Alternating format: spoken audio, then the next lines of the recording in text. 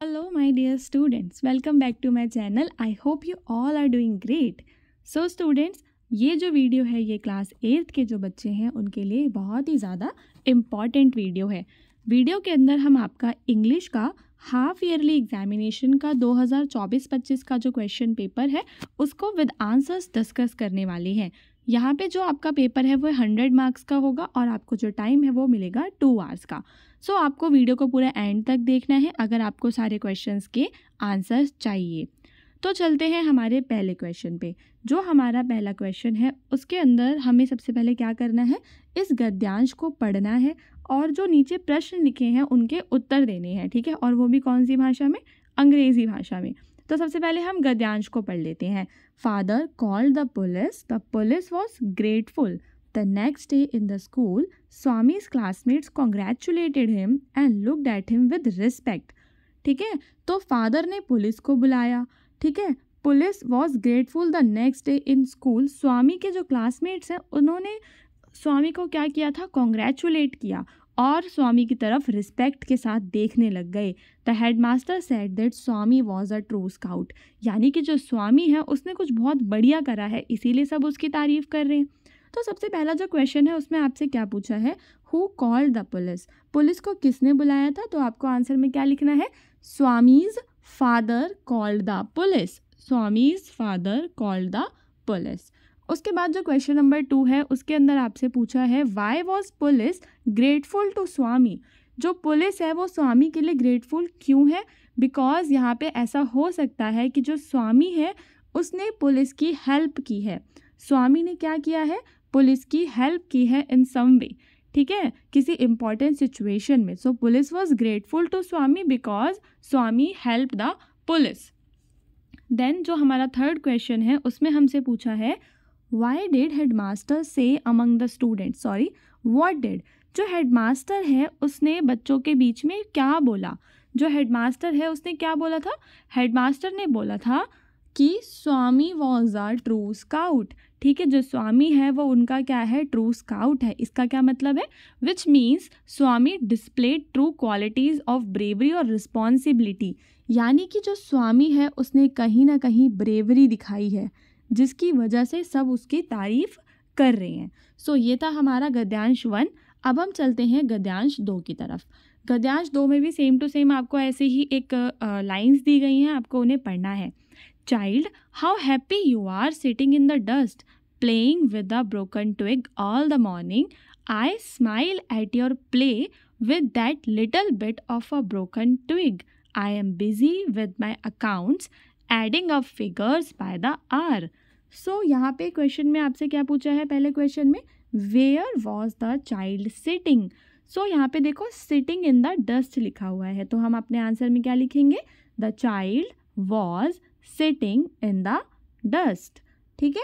Then what is the child playing with. जो child है वो किस चीज़ से खेल रहा है, ठीक है। तो यहाँ पे देखो little bit of a broken twig, the child was playing with a broken twig, ठीक है। तो ये हमारे गद्यांश 1 और 2 के आंसर्स हो गए हैं। अब हम चलते हैं नेक्स्ट क्वेश्चन पे। जो आपका अगला क्वेश्चन है वो है आपकी जो बुक है उसके अलग अलग चैप्टर्स से आए हुए हैं। जैसे कि जो पहला है, why was mini called a chatter box. अगर आपने मिनी की स्टोरी पढ़ी होगी तो आपको पता होगा कि जो मिनी है उसे चैटर बॉक्स क्यों कहा जाता था। सो बच्चों, because she could not live without talking all the time. जो मिनी है वो हमेशा बातें करती थी, हमेशा चैटिंग किया करती थी, ठीक है, बहुत ज़्यादा बातें करती थी। That is why mini was called a chatter box, ठीक है। तो पूरा आंसर क्या लिखोगे, mini was called a chatter box because she could not live without chatting all the time, ठीक है। अगला जो है वो है, इसमें आपसे पूछा है कि जो स्टीफन हॉकिंग्स है, ठीक है, स्टीफन हॉकिंग है, उन्होंने कौन सी किताब लिखी थी। तो बच्चों जो स्टीफन हॉकिंग है उनकी किताब का नाम है अ ब्रीफ, ठीक है, आप लोग भी नोट कर लेंगे, a brief history, HISTORY history of time, ठीक है। ये स्टीफन हॉकिंग की किताब का नाम है। अब चलते हैं हमारे अगले क्वेश्चन में जिसमें हमसे पूछा है कि जो पीपल ऑफ असम है, आसाम के लोग हैं उनका मेन ऑक्यूपेशन क्या है? तो बच्चों जो आसाम के लोग हैं सबसे पहला जो उनका मेन ऑक्यूपेशन होगा वो क्या होगा? एग्रीकल्चर होगा, खेती बाड़ी करना होगा, ठीक है। एंड दूसरा क्या होगा? दे work in tea plantations, T के जो बागान हैं उसमें वो लोग जो हैं काम करते हैं। They work in tea plantations. So यहाँ पे अगला है हु वॉज अब्दुल हामिद। अब्दुल हामिद कौन है? Abdul Hamid was a company quartermaster havildar in the Indian army, ठीक है। वो कौन था? हवलदार था इंडियन आर्मी में। ये आपको याद होगा अगर आपने अब्दुल हामिद की कहानी पढ़ी होगी। देन अब्दुल कलाम ने अपनी फैमिली की मदद करने के लिए क्या क्या किया था? तो बच्चों जो अब्दुल कलाम हैं उन्होंने न्यूज़पेपर तक बेचे थे किस अपनी फैमिली की हेल्प करने के लिए। He sold newspapers in early morning to support his family, ठीक है। अब चलते हैं नेक्स्ट क्वेश्चन में। यहाँ पे आपको कुछ शब्द दिए गए हैं और आपको सिर्फ इन शब्दों के हिंदी में अर्थ लिखने हैं। जैसे कि जो आपका पहला शब्द है वो क्या है? डिज़ायर।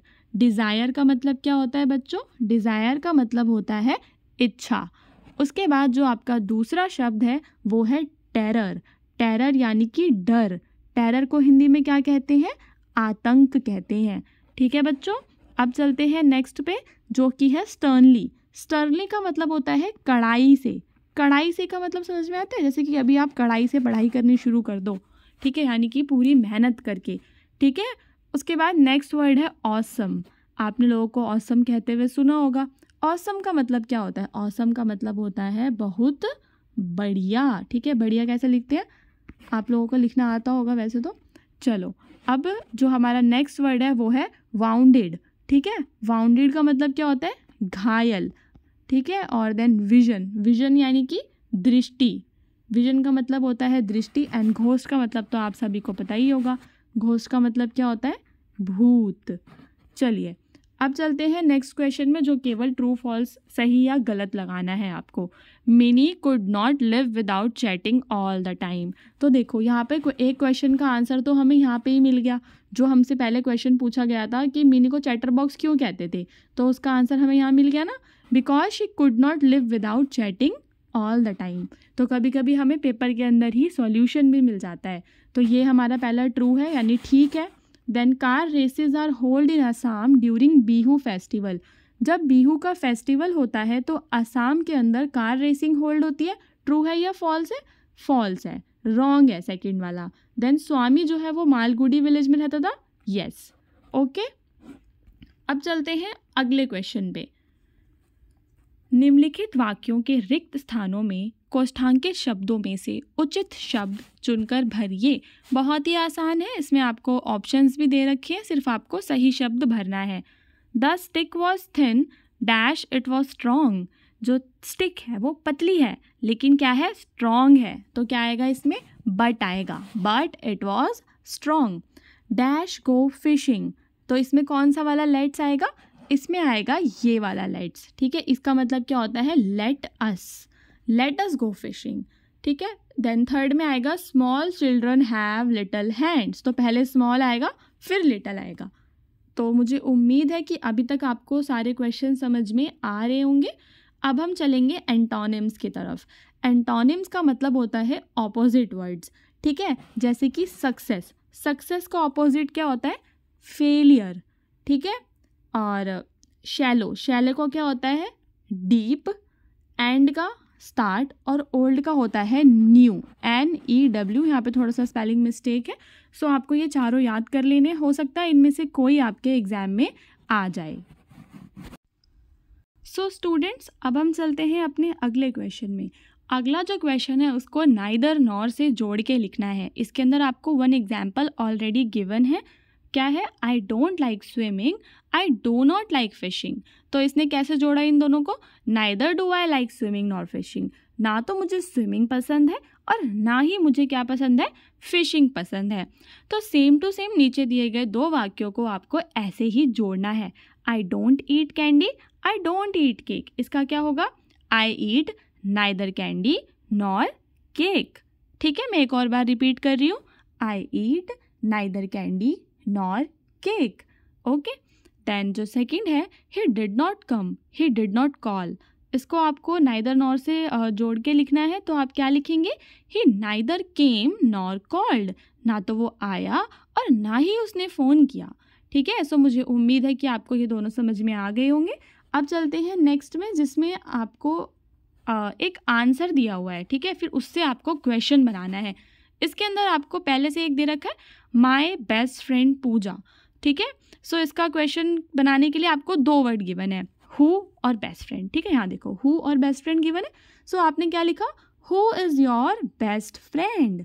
ठीक है, सो उसने आंसर क्या दिया, माय बेस्ट फ्रेंड इज़ पूजा। तो सेम टू सेम यहाँ पे दिया हुआ है, आई लिव इन प्रयागराज। तो इसका क्या होगा question, where do you live. ठीक है, क्या होगा, वेयर डू यू लिव, और क्वेश्चन मार्क लगाना मत भूलना क्वेश्चन के अंदर। Then his name is George.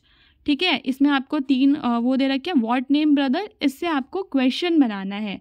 So question क्या बनेगा, what is your brother's name. Okay, then उसके पीछे क्वेश्चन मार्क लगा देंगे। ठीक है, बहुत ही आसान है ये। अगर आपको कोई भी डाउट होगा तो आप नीचे कमेंट करके ज़रूर बताएंगे, और चैनल को सब्सक्राइब करना ना भूलें इसी तरह के और वीडियोस के लिए। अब चलते हैं नेक्स्ट क्वेश्चन पे, where do you want to go ask Meera. ठीक है, यहाँ पे आपको क्या विराम चिन्ह लगाने हैं, कहाँ पे कौन सा विराम चिन्ह आएगा। सो सबसे पहले देखो, where do you want to go, ये यहाँ पे जो है ना, गो के बाद आएगा आपका क्वेश्चन मार्क। ठीक है, देन आस्क्ड मीरा, किसने पूछा, मीरा ने पूछा। तो एक तो पहले मीरा का एम जो है वो आपको कैपिटल करना है, बड़ा एम बनाना है, और मीरा के बाद यहाँ पे एक फुल स्टॉप लगा देना है। ठीक है, और where do you want to go, उसको आपको ऐसे इन्वर्टेड कॉमाज में लिखना है, क्वेश्चन मार्क के बाद इन्वर्टेड कॉमा लगा देना है।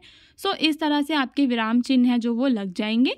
एक बार मैं आपको और बता देती हूँ कि आपको क्या करना है। देखो, सबसे पहले where do you want to go जो है ये एक सेंटेंस है, यहाँ पर एक इन्वर्टेड कॉमा 2 लगा लो, ऊपर ऐसे वाले जो लगते हैं। ठीक है, गो के बाद एक क्वेश्चन मार्क लगा दो, और फिर यहाँ पे क्वेश्चन मार्क के बाद क्या लगाओगे, इन्वर्टेड कॉमास लगाओगे। देन मीरा का जो एम है इसको कैपिटल करोगे, बड़ा वाला एम बनाओगे, और मीरा के बाद यहाँ पे क्या लगा दोगे, फुल स्टॉप लगा दोगे। तो इस तरीके से जो आपका सेंटेंस है वो एकदम परफेक्ट बन जाएगा। उसके बाद यहाँ पे आपको पत्र दे रखा है, घर पर आवश्यक कार्य होने पर अवकाश प्राप्त करने के लिए अपने विद्यालय के प्रधानाचार्य को अंग्रेजी में प्रार्थना पत्र लिखिए। यानी कि आपको घर पे कोई ज़रूरी काम है, उसको क्या बोलते हैं, urgent piece of work. Urgent piece of work की जो एप्लीकेशन है वो आपसे पूछी गई है। ठीक है, सो उसके ऊपर आपको इंग्लिश में एप्लीकेशन लिखना है। देन आपको निबंध लिखना है द पोस्टमैन पे, माई स्कूल पे। बहुत ही आसान टॉपिक है, माई स्कूल पे आप लिख सकते हो that my school name is, जो भी आपके स्कूल का नाम है, उसमें इतने कमरे हैं, उसमें इतने टीचर्स हैं, उसमें एक प्लेग्राउंड है, my school has a big playground, my school has a library. इस तरह के सेंटेंसेस का आप यूज़ कर सकते हैं। I love my school, I love to go to school. ठीक है, इस तरीके से आपका बन जाएगा।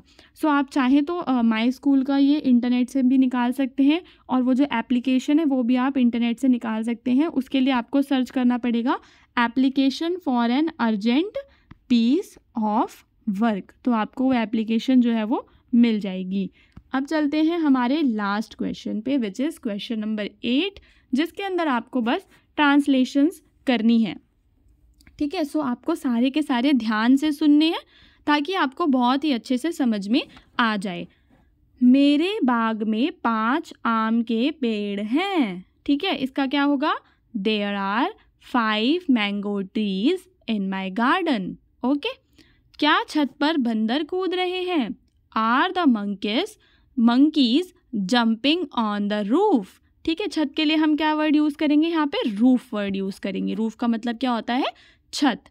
उसने नई पुस्तक खरीदी। ठीक है, he bought a new book. खरीदी का मतलब क्या होता है, बॉट। आपको अगली सेकंड पास्ट फॉर्म वर्ब की यूज़ करनी है, बाय यूज़ नहीं करना है। बाय का क्या बन जाएगा, बॉट बन जाएगा। मैंने तुम्हारा कलम नहीं चुराया, I did not steal your pen.